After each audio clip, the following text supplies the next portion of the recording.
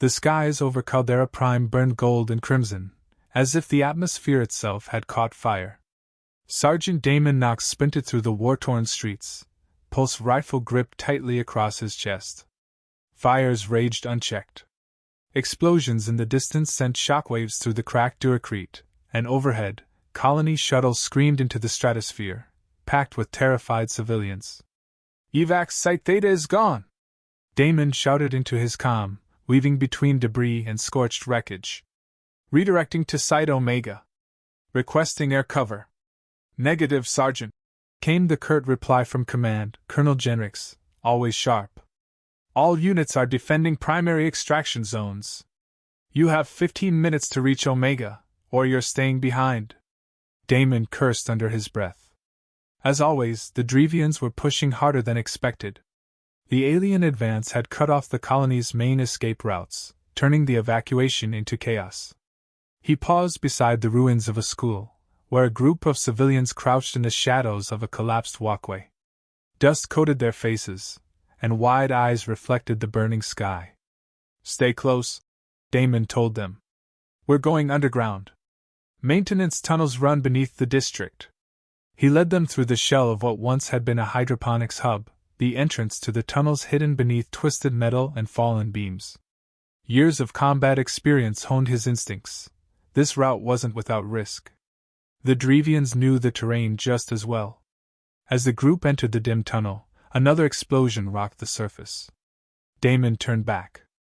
"Wait here," he instructed the nearest colonist, a young woman holding a toddler.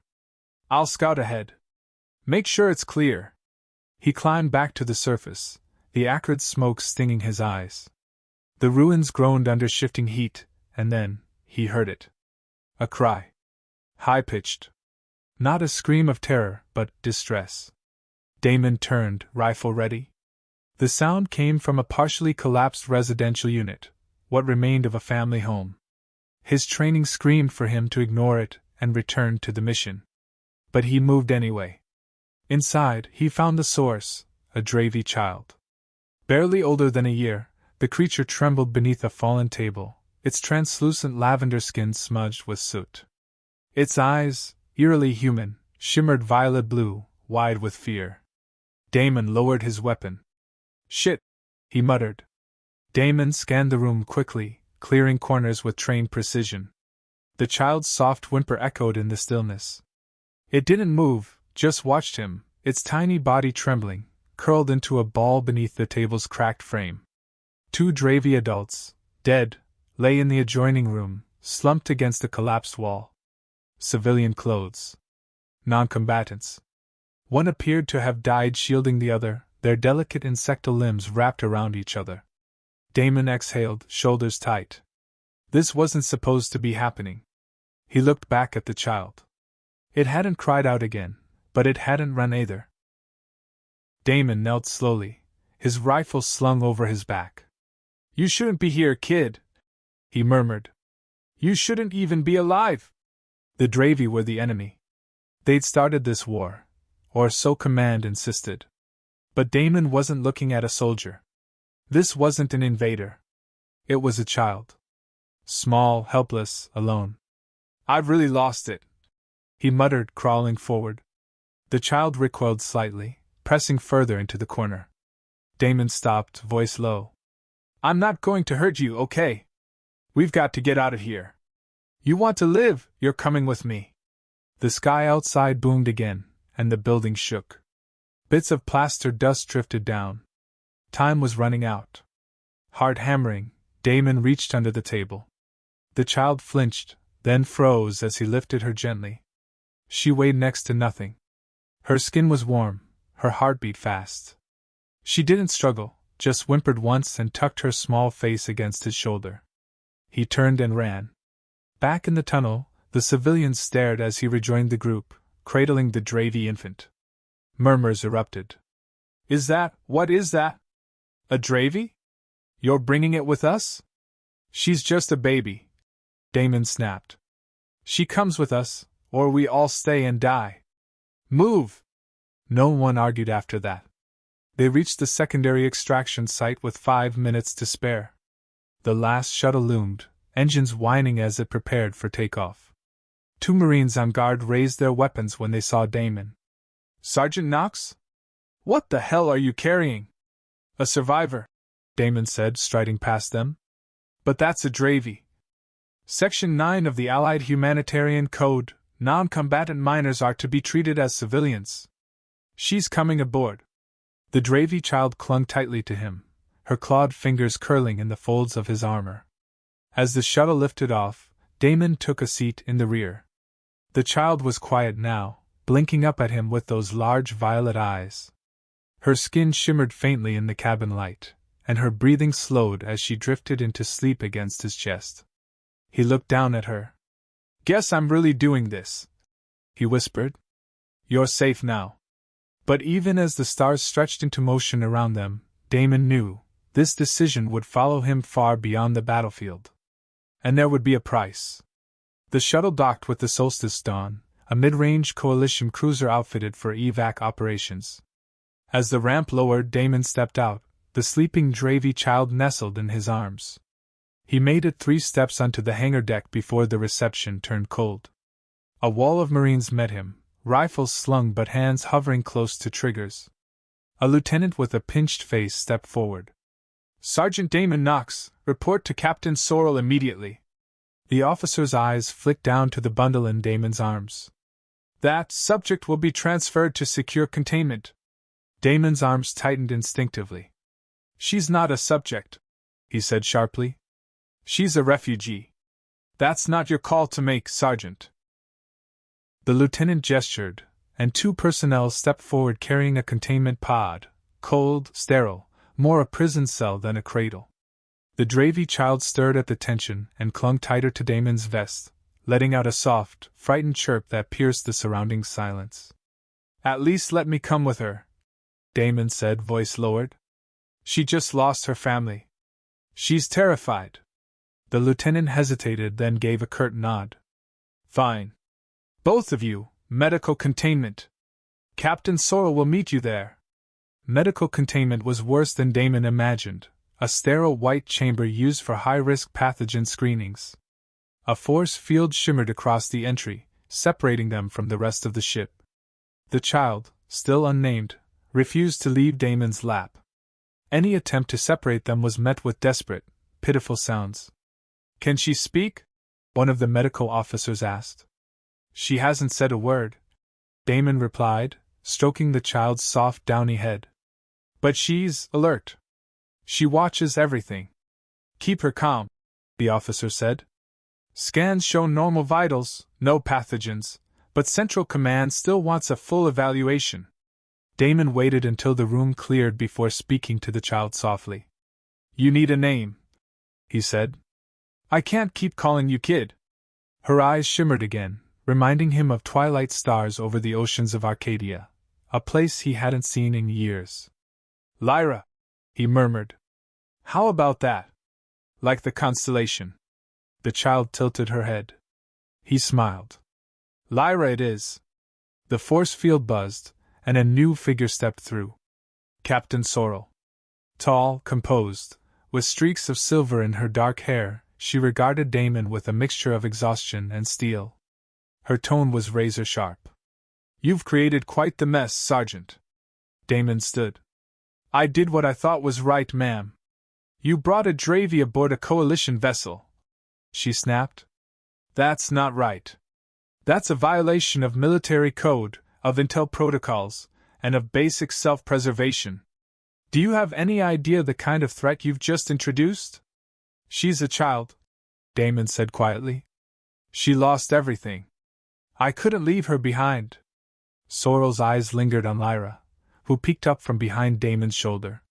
Her expression shifted for a fraction of a second, then hardened again. "Intelligence Division wants her. They'll take custody within the hour."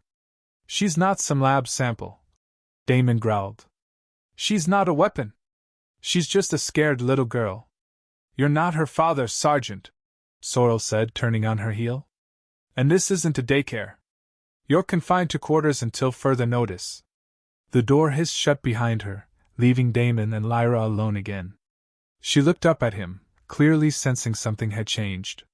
Her small hand reached up and gently touched his face. "You're not going anywhere," he said quietly. "Not if I can help it." The hours crawled by in the containment room, lit only by soft overhead lights. Damon sat on the bench, Lyra curled up against him. She refused to sleep unless his hand was resting on her back, as though she feared she might vanish the moment he looked away. Medical personnel returned intermittently, scans, blood samples, genetic sequencing, but each time they tried to separate Lyra, she would grow frantic. Damon stepped in more than once to intervene, standing firm until the scans were done with her still in his arms. "She's forming an attachment," the chief medic said, frowning. "Unusual for Dravy younglings." "Maybe not as unusual as you think," Damon muttered.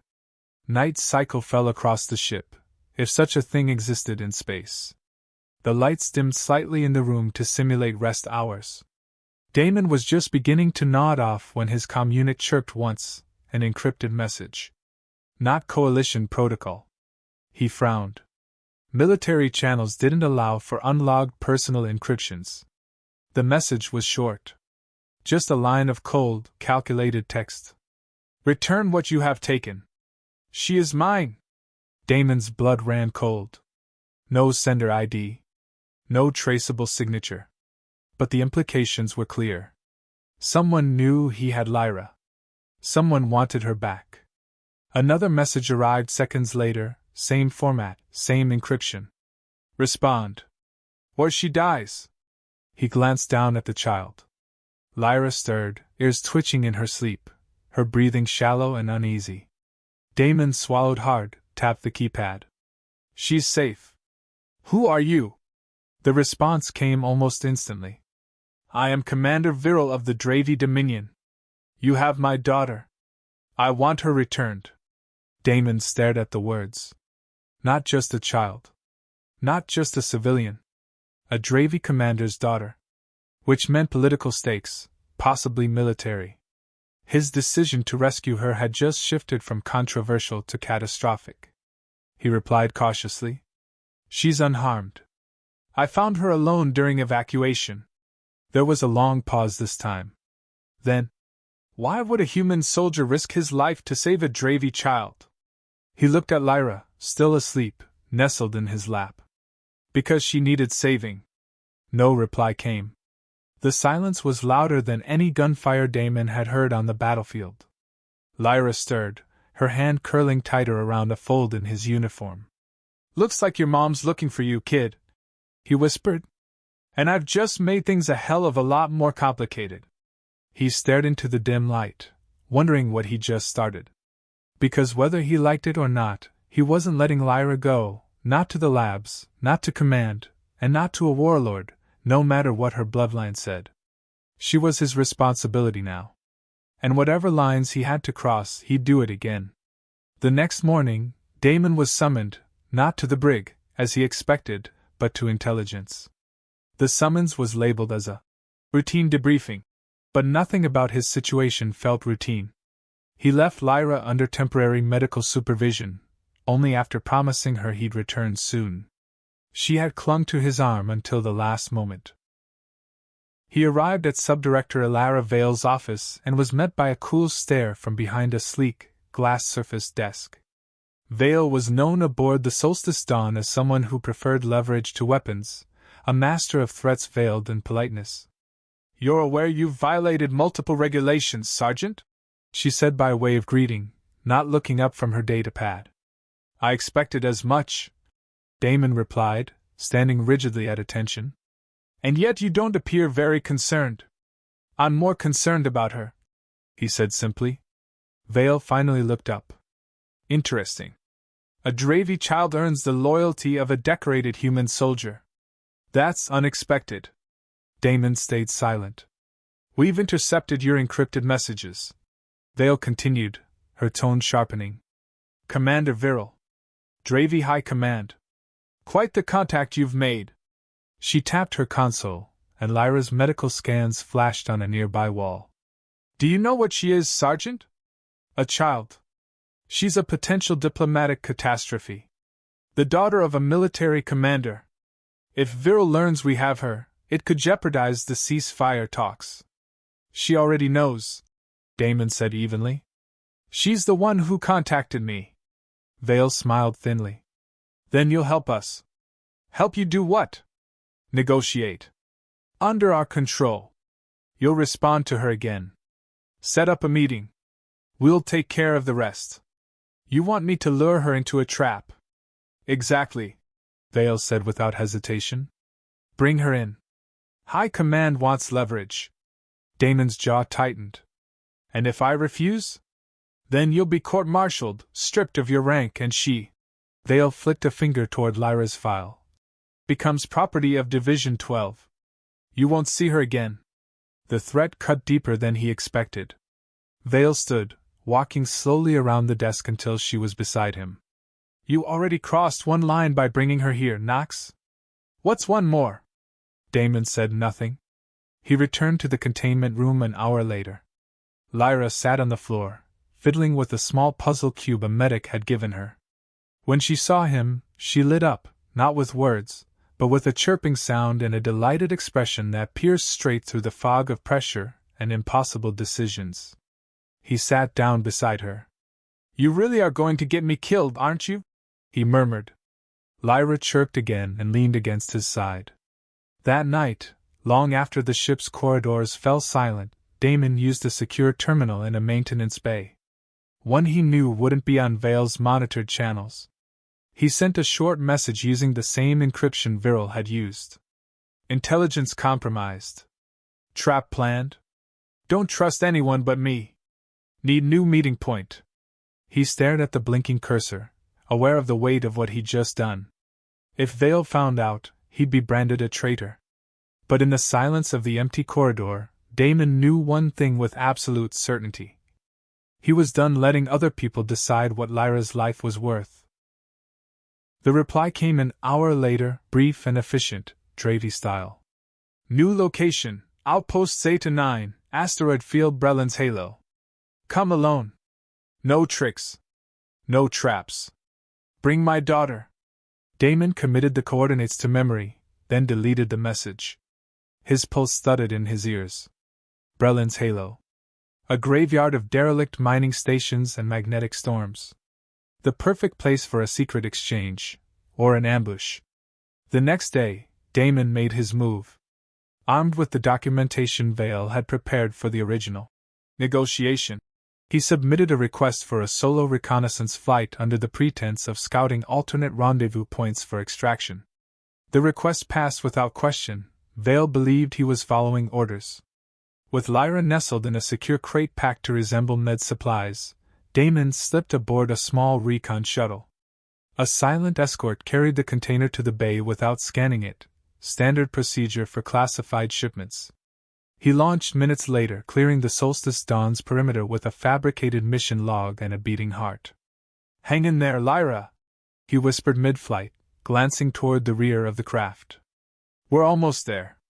The journey took 6 hours through drifting pockets of debris and electromagnetic storms. Damon kept his course unpredictable, using old recon tricks to throw off potential tracking. The entire time, he reviewed every possible contingency. What if Viral had set him up? What if Lyra didn't want to go? What if this ended in blood? As the shuttle reached Breland's Halo, Damon spotted the outpost, a skeletal structure of metal and forgotten machines clinging to a rock barely larger than the shuttle itself. The place looked dead. His sensors picked up a single life form inside. Looks like she came alone, he muttered. He released Lyra from the container.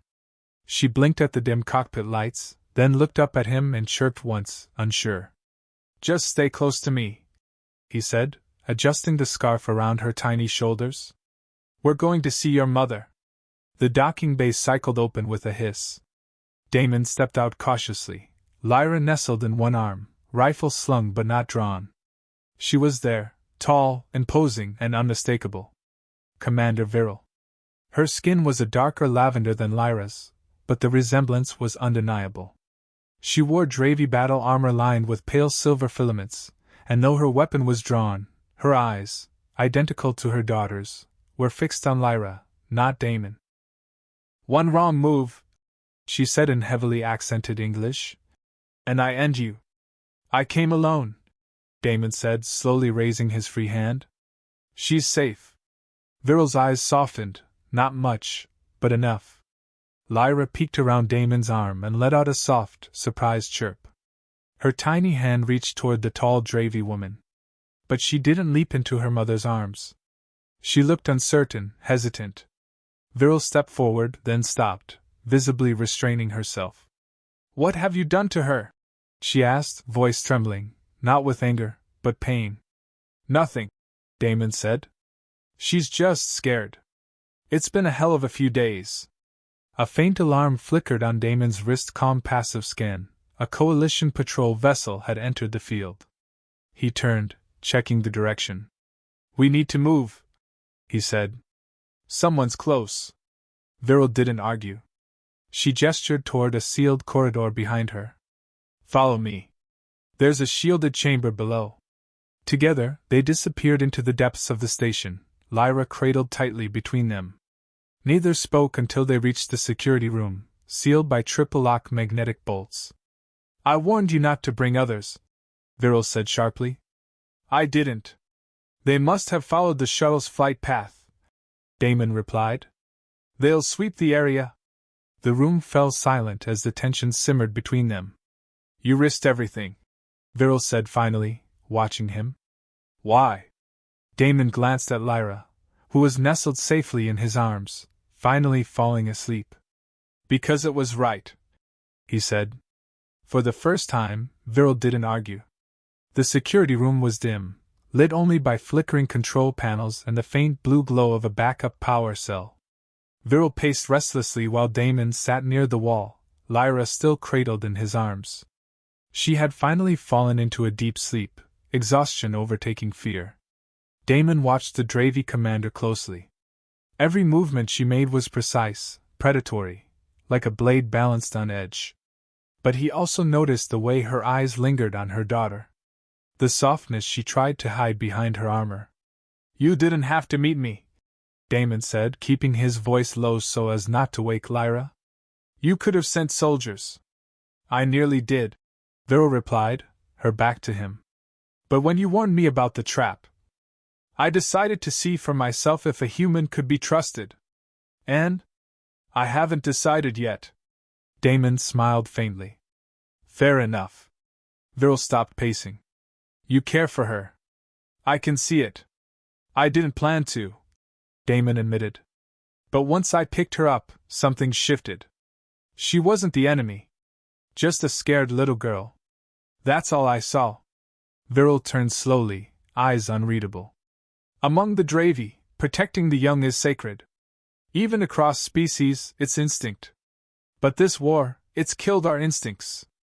Made monsters of us. Damon met her gaze. Maybe it's time to remember who we were before the war. Before she could respond, the security console beeped. The Coalition patrol ship had entered visual range of the outpost. Damon stood, peering at the display. They're close, he muttered. We have maybe 10 minutes before they scan the interior. I disabled my vessel's beacon before I arrived, Viral said. Yours? Damon winced. Still transmitting. They'll find it. Viral moved quickly to the console.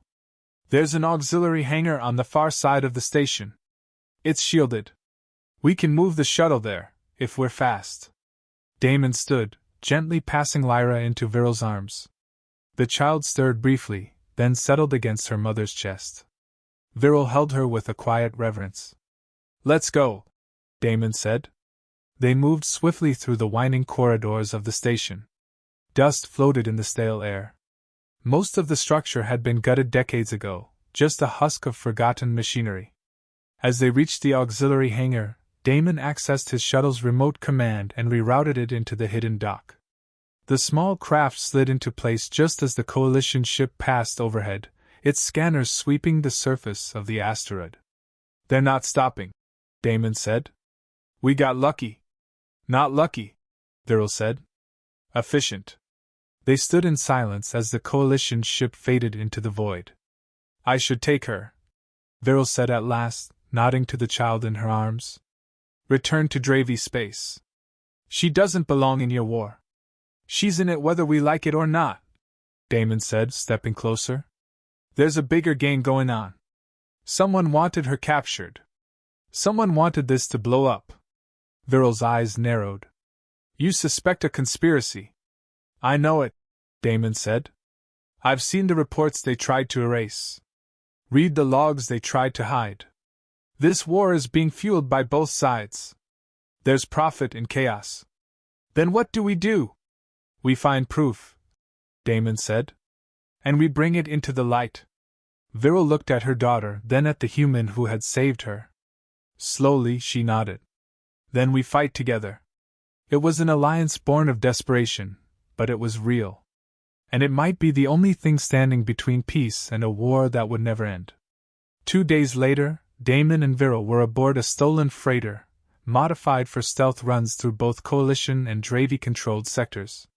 Lyra slept in a small hammock fashioned from old cargo netting, her slow breathing a soft, rhythmic comfort in the otherwise tense silence of the ship. Viral sat at the navigation console, her eyes locked on distant star charts. Damon leaned against the bulkhead nearby, watching her. I've never seen a Dravy warship commander go undercover in a freighter before, he said lightly. Viral didn't smile, but the corners of her mouth twitched. That makes 2 of us. Let's not make it a habit. He stepped closer, lowering his voice. You've been quiet since we left the outpost. I'm thinking, she said, her tone guarded. Thinking about who in my command hierarchy I can still trust. Thinking about how to move without getting us all killed. Damon nodded. I know someone who might help. If she's still alive. Who? Captain Serena Miles. Coalition Intelligence. She disappeared 6 months ago after reporting irregularities in weapons contracts between Dravy extremists and human arms dealers. I knew her. She's the one who taught me to spot hidden chains of command beneath polished lies. Viral folded her arms. And you think she's alive? If she is, she'll be watching. She wouldn't stay silent unless she had to. Where would she go? There's a trading post on the edge of neutral territory, called Grell's Reach. No faction controls it. If she's around, that's where the trail starts. Viral considered, then tapped in a new course. Grell's Reach was a sprawling station built inside the skeletal remains of a colossal mining rig. Traders, smugglers, and spies flowed through its rusted corridors in a chaotic but oddly balanced ecosystem. Weapons were forbidden, but enforcement was laughable. Damon and Viral arrived under the guise of arms brokers. Viral concealed her features beneath a hooded cloak, and Damon wore an old uniform from a now-defunct Outer Rim militia. Lyra remained aboard the ship with the freighter's AI systems monitoring her vitals. Inside, they split up to ask questions. Damon returned an hour later with a contact, a Dravy defector who remembered Serena Miles. She's here, he told Viral. Lives in the lower decks. Uses the name Marin. They found her inside a broken-down lab converted into living quarters. Serena, Marin, was gaunt, tired, but her eyes sharpened the moment she saw Damon. Damon Knox, she said, stepping back warily. Either I'm dreaming or I'm about to be arrested. Neither, Damon said. We need your help. Viral stepped forward, her cloak falling back to reveal her Dravy markings. Serena's eyes widened. You brought a commander into Grell's Reach? She's on our side, Damon said. For now. Serena took a slow breath. All right. You're either crazy or right. Maybe both. What's this about? Damon pulled out the encrypted chip from his armor. This, he said, might be our only shot at ending the war. Serena stared at it. Then you'd better come inside. We've got work to do. Inside Serena's makeshift quarters, the air was heavy with recycled oxygen and stale tension. The former intelligence officer had clearly been living off-grid for months. Her lab was cluttered with tech relics, cracked monitors, and repurposed surveillance gear. But it was functional. Viral stood near the entrance, still cloaked, her sharp eyes scanning every exit, every corner. Damon followed Serena deeper into the lab. You were the last person I expected to see, Knox, Serena said, sliding the encrypted chip into a secure reader. And I definitely didn't expect you to be traveling with a Dravi war commander. I didn't expect to be either, Damon replied. Things have changed. Serena glanced at him, raising an eyebrow. Clearly. The screen lit up, streams of code scrolling across as the decryption began. Serena's eyes narrowed. Where did you get this? Intercepted comms, backdoor records from a coalition Dravi shell company. It links weapons deals, sabotage ops, and coordinated attacks traced to individuals on both sides, people high up. Names? Too many, Damon said. And one in particular, Marshal Relin. Serena's hands froze on the keyboard. Relin's still in play? You knew? I suspected, she said quietly. He's one of the architects. A believer in endless conflict. He once said peace was a lie soldiers tell themselves between battles. Viryl stepped forward, her voice flat. I know that name. Relin supplied Dravi mercenaries during the siege of Vedrix. Half my fleet was wiped out because of a weapons delay. I thought it was incompetence. Serena turned. It was strategy. Controlled losses. Enough to prolong the war, not end it. As the decryption completed, thousands of files unfurled, video feeds, payment records, intercepted calls. Serena quickly backed it up on a local drive. This is enough to start an internal investigation on the coalition side, she said. But on the Dravi front, Viryl answered coldly. I know someone. High Marshal Irix. He's old school, loyal to the core. If he sees this, he'll act. We'll need a secure way to reach him, Damon said. We can't transmit this over public channels. We won't, Serena said. We'll deliver it in person.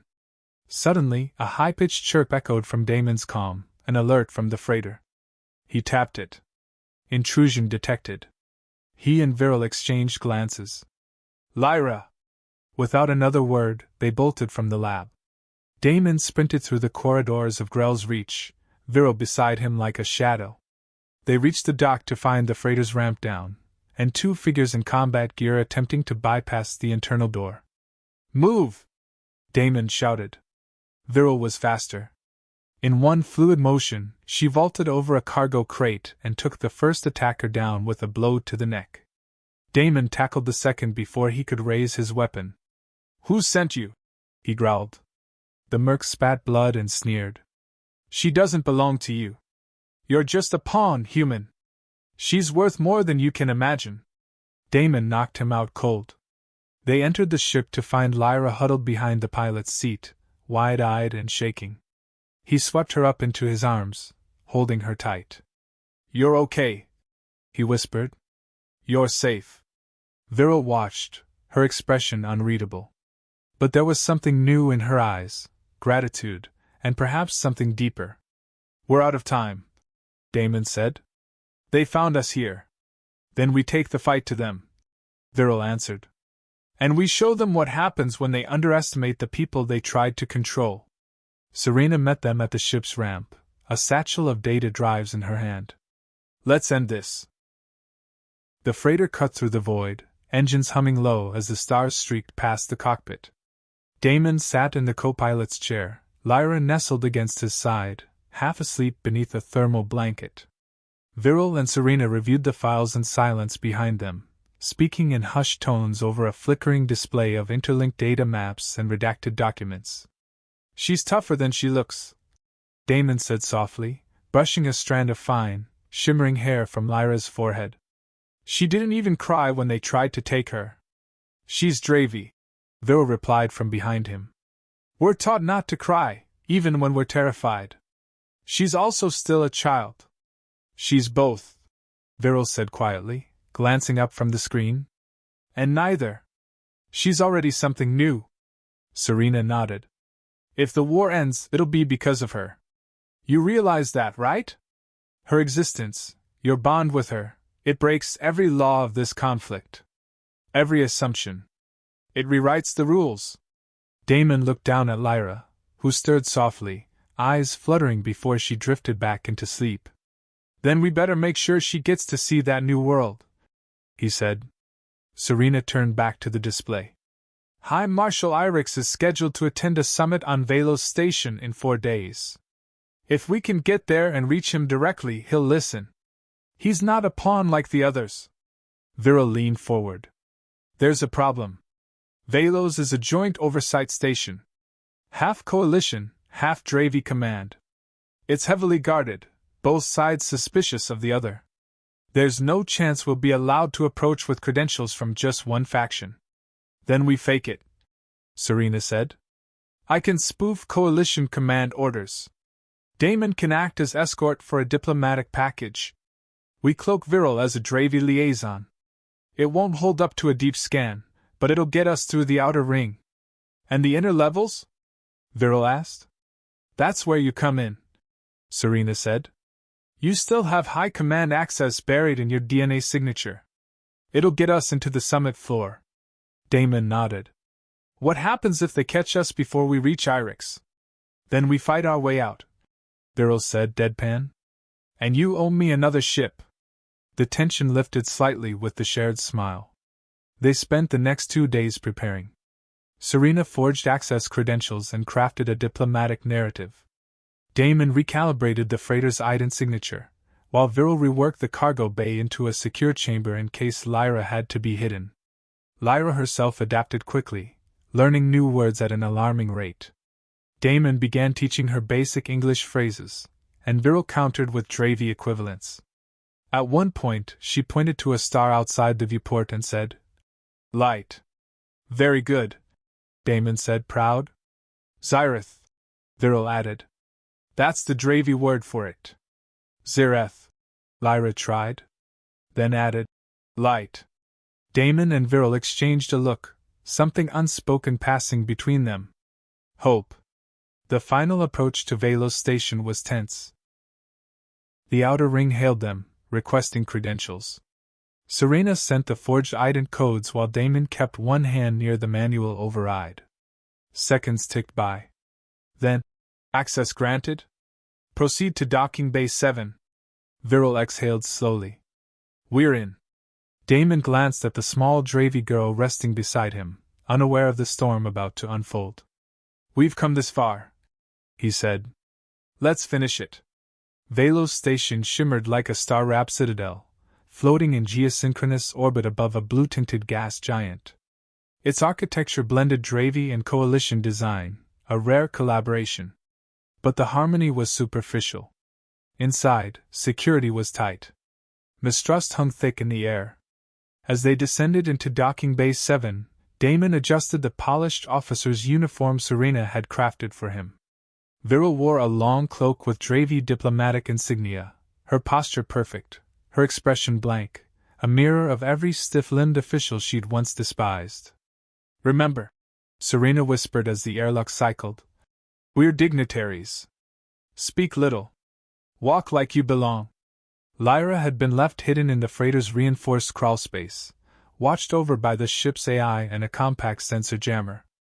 If this went wrong, she'd be safe, for a little while. They stepped into a gleaming corridor lined with guards in dual-colored armor, blue for Coalition, silver for Dravi. A human officer approached, scanning Damon's credentials. "Commander Relian of the Coalition Diplomatic Corps," Damon said calmly, handing over the forged documents. "Here to deliver a private package to High Marshal Irix under Directive Theta 7.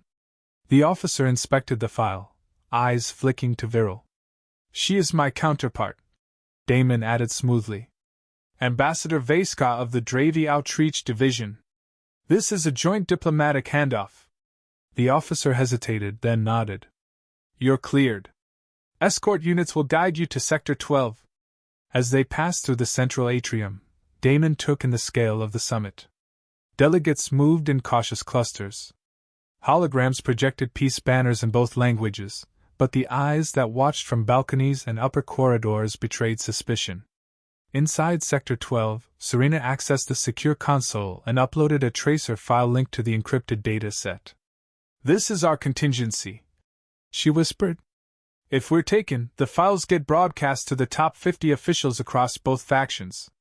You've thought of everything, Damon murmured. I used to be good at this, she replied. High Marshal Irix arrived minutes later, flanked by aides. The Dravy officer stood tall, his horns adorned with ceremonial rings. His eyes scanned the room, sharp and unreadable. Viryl stepped forward, pulling back her hood. Irix froze.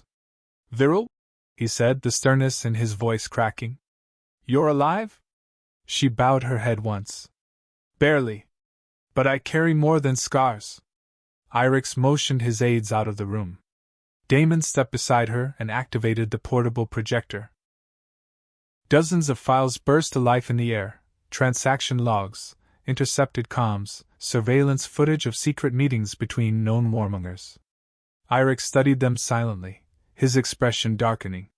This is treason, he said at last. It's worse, Viryl replied. It's the engine behind the war. The reason it never ends. And what do you want of me? Expose it.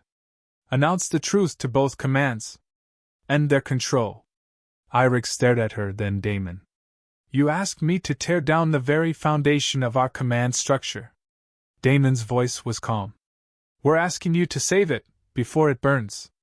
Before Irix could respond, the door slammed open. Marshal Relin entered with armed guards. You should have stayed dead, Viryl. Guns raised. Damon's hand hovered near his sidearm. Viryl stepped in front of the projector. Irix stood between them, his voice thunderous. Stand down! No one moved. Tension crackled. A single twitch could ignite it all. And then Lyra's voice, small and high, echoed from Damon's comm unit, accidentally triggered during the commotion. Mama? Dama? The sound cut through the room like a blade. Every Dravy present recognized the child's voice, unmistakably one of their own. Marshal Relin's eyes widened. You brought the child here? Viryl's hand went to her side, claws flexing. She is not your weapon, she said. She's a symbol, Damon added, of what comes next. And for the first time since the war began, no one fired. Silence fell across Sector 12 like a thunderclap. The echo of Lyra's small voice, Mama? Dama? Hung in the air, defying protocol, shattering pretense. In that fragile stillness, no one moved. Marshal Relin's face twisted. You fools have no idea what that child represents. Oh, I do, Viryl said, stepping forward, unflinching despite the weapons aimed at her. She represents the future. One you've been trying to smother under cycles of blood and fear. You were always naive. Relin spat. You think peace is built on empathy? No. Peace is built on dominance. On control. She was supposed to be the key to that. You ruined it. Damon moved to Viryl's side. You want to use a child as a tool of war, then you've already lost. Irix raised a hand, stopping his guards from interfering. He studied Relin carefully, then looked at the files still floating in the air, proof of collusion, betrayal, genocide by design. This ends today, Irix said, voice low but thunderous. Relin, you are under arrest.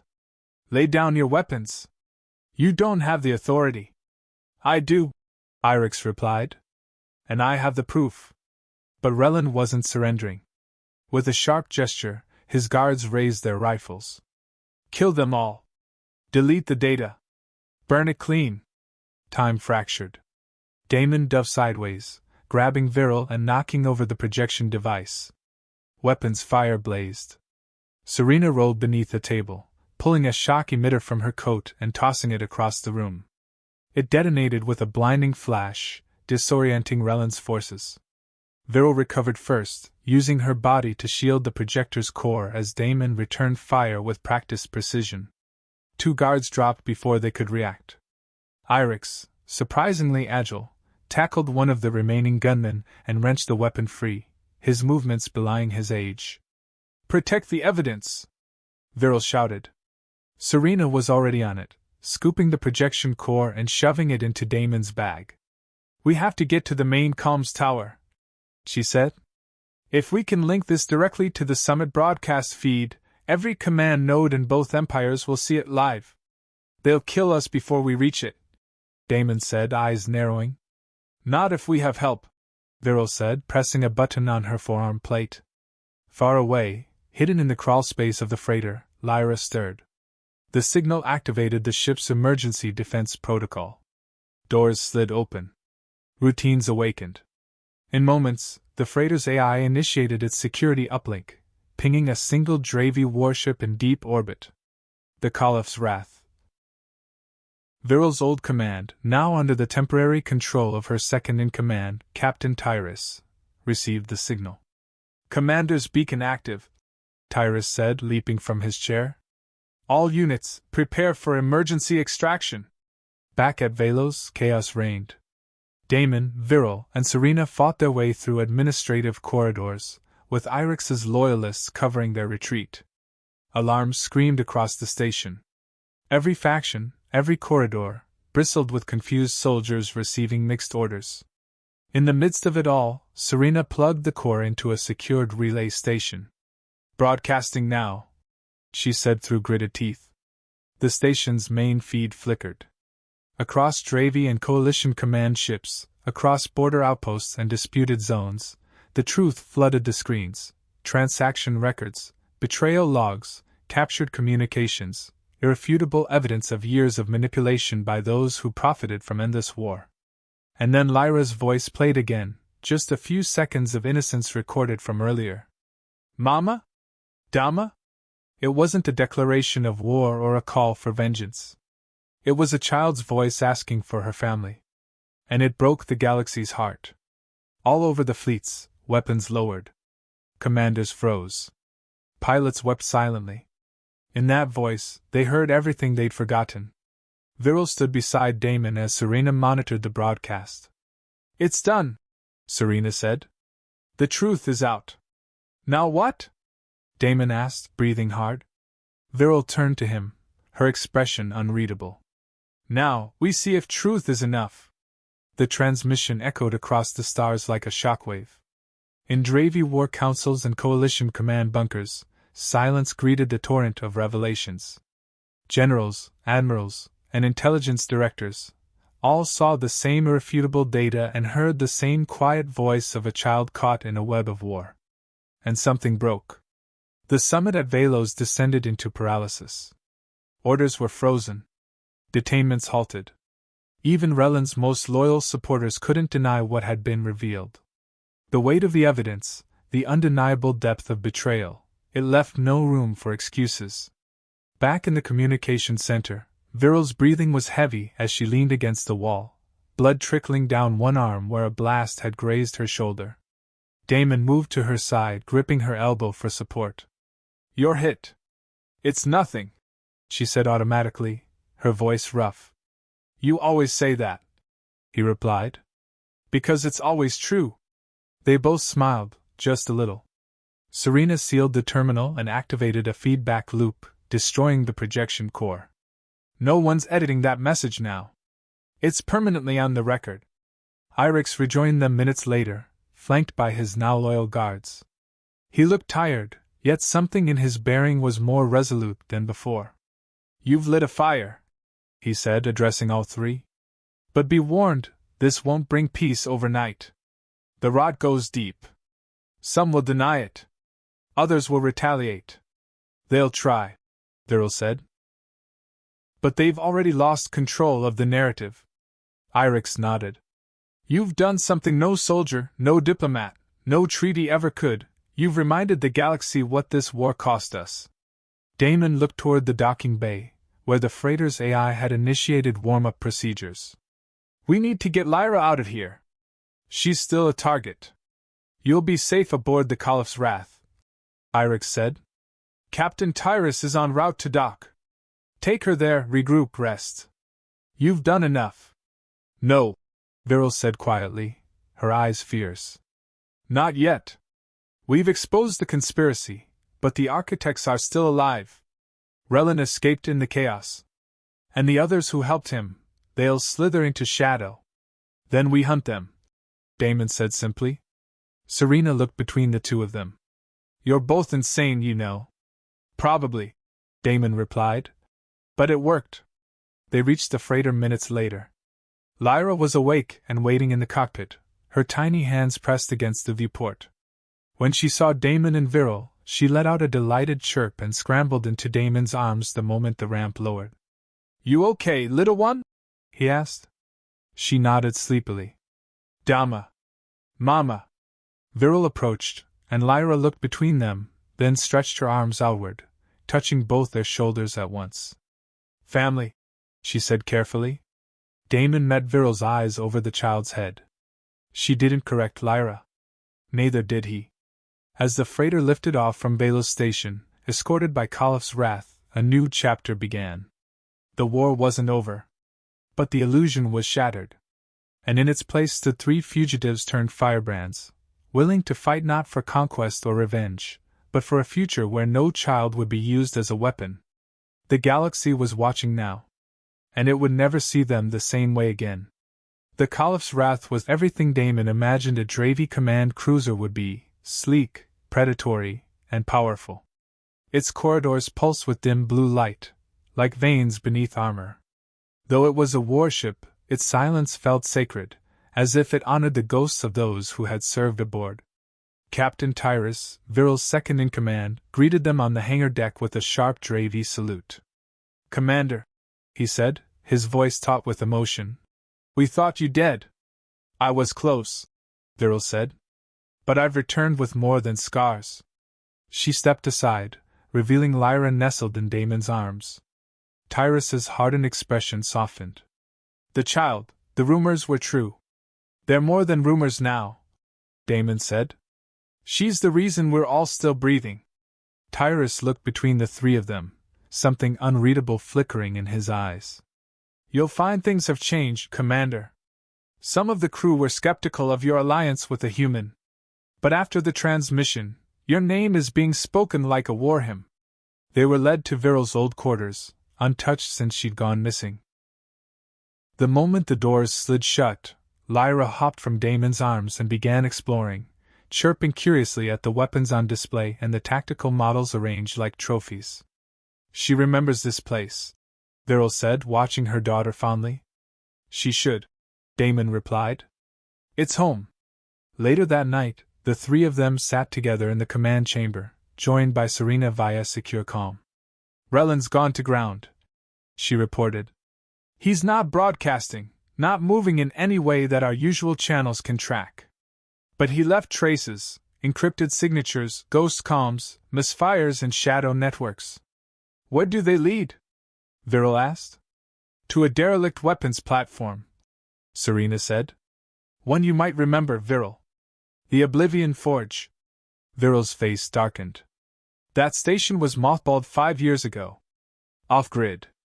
No systems, no crew. Exactly why it's the perfect hiding place for a rogue warlord. Damon leaned forward. Then that's where we go. I'm coming too, Serena said. I've commandeered a scout vessel under diplomatic clearance. You'll have backup. They ended the call. Silence settled. You don't have to come, Viral said, glancing at Damon. You've done enough. You really think I'm walking away now? He asked. Lyra climbed into his lap, eyes wide and trusting. You're both stuck with me. Viral studied them, father-daughter either by blood, then nodded. We end this. Once and for all. The Caliph's Wrath changed course. Toward the shadows. Toward vengeance. Toward the Oblivion Forge. And as the stars shifted outside the viewport, Damon knew one thing with unshakable certainty. He would burn the galaxy to keep this child safe. And beside him, Viral would light the match. The Caliph's Wrath approached the Oblivion Forge in full stealth mode. The ancient weapons platform loomed ahead like a dead god, all jagged plating and silent, sleeping firepower. It orbited a cold, nameless moon in the outskirts of uncharted space, far from patrol routes, cloaked by interference storms. Hard to believe anything's alive in that thing, Damon muttered from the command deck, staring at the decaying behemoth on the tactical screen. Oh, it's alive, Viral said, arms crossed. Relin wouldn't choose a graveyard unless he planned to haunt it. Lyra sat beside her mother in a custom-fitted harness, wide-eyed and quiet. Even she could sense it. Something was wrong here. The ship's hum seemed to change as they neared the forge, like the very air braced for something inevitable. Captain Tyrus stood at the forward console. "We're picking up heat blooms. Internal activity. Systems we thought shut down, aren't." Damon leaned over. "Weapon bays? Charged. Not online, but close." Serena's voice came in over comms, her scout ship hidden behind one of the forge's satellite wrecks. "Whatever he's planning, it's big. He's modified the forge into something worse, a hybrid. Coalition tech fused with Dravi reactor cores. This thing wasn't meant to hold a weapon. It is the weapon. Then we can't let him finish whatever he started," Damon said. Viral nodded to Tyrus. "Ready the strike team." They docked in one of the old maintenance bays, bypassing the main ports Relin would have booby-trapped. The Dravi boarding crew moved with precision, silent, efficient, deadly. Viral took point, her armor enhanced for the zero-grav transitions within the forge's warped corridors.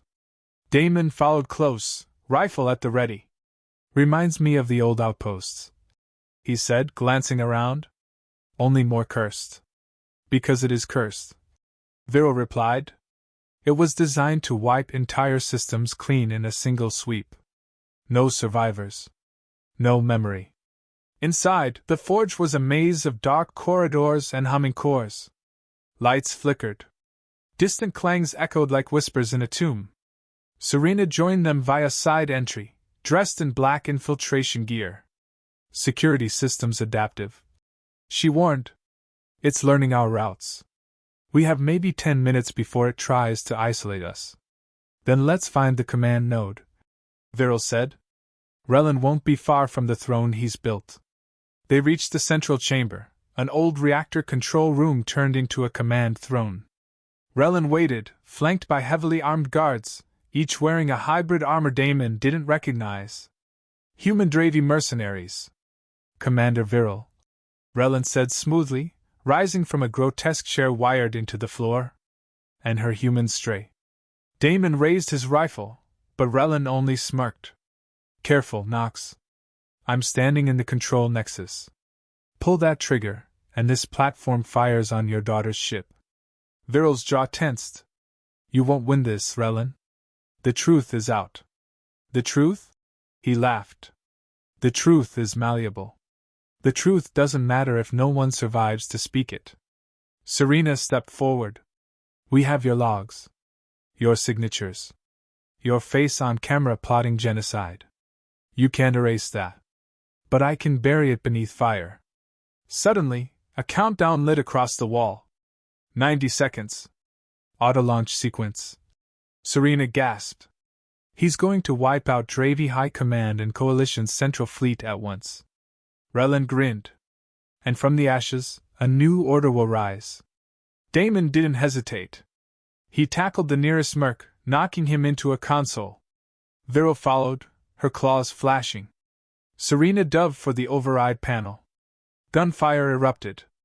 Chaos. Damon caught a blast to his side but kept moving, charging toward Relin. The warlord drew a concealed blade, but Viral was faster. She launched over the console, intercepting him mid-swing, her armor cracking as their bodies collided. Serena screamed. "I need 30 seconds." Relin broke free from Viral's grip and raised the detonation trigger. "No!" Damon shouted, and fired. The shot punched through Relin's shoulder, staggering him. Viral finished it. Her claws found his throat, swift, clean. He collapsed. The countdown hit 5 seconds. "Serena!" Damon roared. "Got it!" She screamed, slamming the override. The countdown froze. Then blinked out. Silence. Only the sound of breathing, and Lyra's faint voice on Damon's calm. "Dama?" He let out a breath that shook him. "It's okay, sweetheart," he whispered. "We're coming home." The Oblivion forge powered down with a deep, shuddering hum, as if exhaling its final breath. Lights dimmed. Weapons cooled. The last ember of Rellen's war burned out. Damon stood motionless for a moment, chest heaving, as the adrenaline drained from his body. Rellen's lifeless form sprawled on the floor behind him, a dark pool spreading beneath him. The silence was heavy, deafening. "It's done," Serena said softly, crouched beside the command console, her hands trembling slightly. Viral wiped blood, some his, some Rellen's, from her forearm. Her eyes weren't triumphant. "Just tired." She turned to Damon. "You're hit." "I'll live," he muttered, wincing as he checked the cauterized gash along his ribs. "Seen worse." They regrouped quickly. Serena retrieved the control cores from the Forge's command system, physical proof Rellen had triggered a multi-target planetary strike. The override logs showed Viral and Damon had stopped it. There would be no denying their part now. "This will clear our names," Serena said. "Officially." "No," Viral replied. "It will force the powers to admit there are no longer sides. Just those who wanted peace, and those who feared it."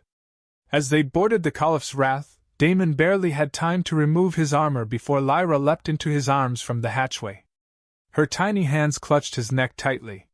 "You came back," she whispered in Dravi, her English still forming but her meaning clear. "Always," Damon said, holding her close. Viral joined them, one arm around both. Her expression had softened, something rare and fragile. For the first time, there was peace in her eyes. "Captain Tyrus," she called as they returned to the bridge. "Take us to neutral orbit near Dravis Prime. Prepare for public transmission." "Yes, Commander." Tyrus didn't question her. Not after what they'd accomplished. Not after the galactic storm she was about to unleash. The next day, Viral stood before a live broadcast system on board the Caliph's Wrath. Damon stood beside her. Lyra rested on his hip, sleepy but curious, clutching his jacket. Behind them, the command crew of both Dravi and Coalition Heritage watched in silence. Serena monitored the outgoing feeds, making sure nothing could be intercepted or censored. "This is Commander Viral of the Dravi High Vanguard," she began, voice clear, unwavering. "You know my name as that of a warrior. Today, I speak not as one. Today, I speak as a mother, as a soldier who once believed in division, and as someone who now sees beyond it." She stepped slightly aside, motioning to Lyra and Damon. "This child, Lyra, is Dravi by blood and protected by a human soldier. She was targeted by those who feared what she represents. Not because she was dangerous, but because she is proof. Proof that peace is not just possible, it is alive." Damon took over next, his voice steady. "I'm Sergeant Damon Knox, Coalition Special Forces, retired or probably dishonorably discharged by now. I don't care. Because this war has cost us everything. Rellen, and those like him, wanted it to cost us hope too. We didn't let them." Serena activated the control core. Across the galaxy, the projection of Rellen's final moments, his confession, and the aborted mass strike streamed into command centers, public squares, even battlefield bunkers. And the galaxy changed.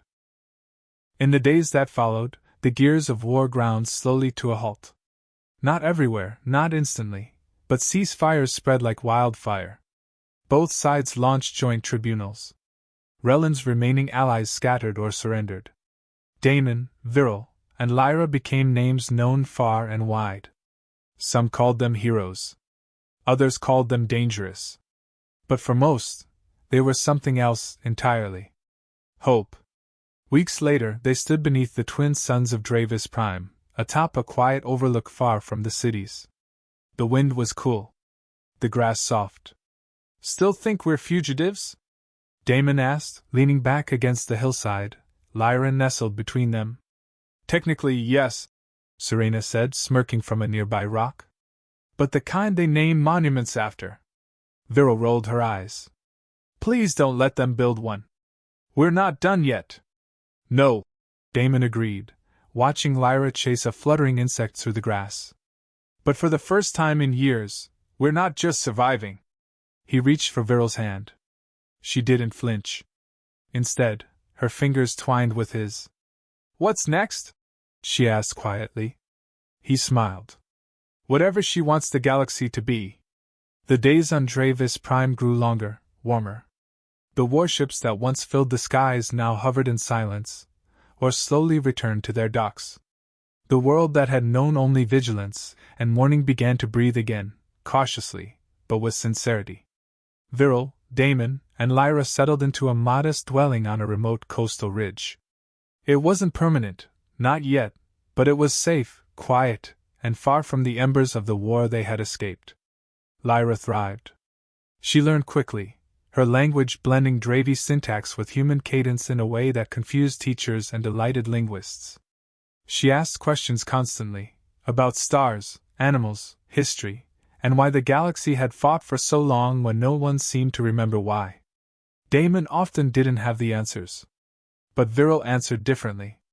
"Because we let fear grow louder than truth," she would say. "But now you get to decide what comes next." One evening, as the sun dipped beneath the water's edge, Damon sat on the porch of their home, a simple fire pit burning beside him. He held a steaming cup of Kavra tea, Viryl's preferred drink, though he'd grown to enjoy its sharp, earthy taste.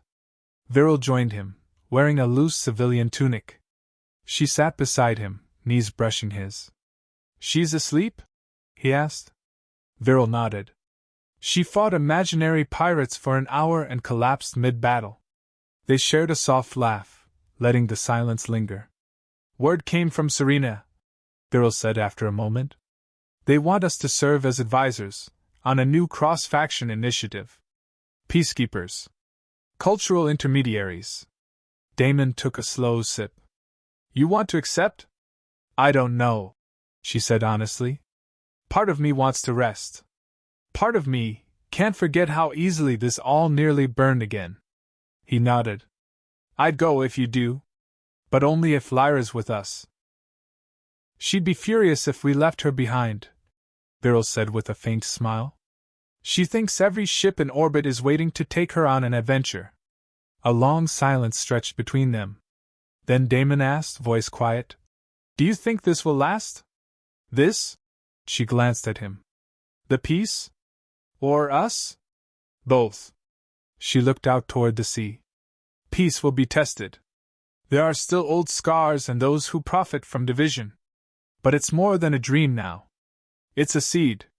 And seeds grow, even through stone." She turned her eyes on him. "As for us, we crossed every line our people said couldn't be crossed. You saved my child. I chose to stand by you. I think that means we're stronger than anything they can throw at us." He reached for her hand, callous fingers lacing with hers. "You make it sound easy," he said. "It wasn't," she replied. "But that's why it matters." Later that night, Damon checked in on Lyra. She was curled up beneath a blanket made of Dravi weave, clutching a worn plush animal Damon had found in a burned-out trading post months ago. Her breathing was even. Peaceful. He stood watching her for a long time. Then he stepped outside, where Viryl stood watching the stars. "She's dreaming," Damon said. "Wonder what about?" "Something better," Viryl whispered. "Because we gave her the chance." They stood together, quiet beneath the sky that had once burned with war. Now it shimmered with possibility. A new dawn waited, not just for them, but for all who dared to believe that love, unity, and courage could rewrite a galaxy. And together they would meet it.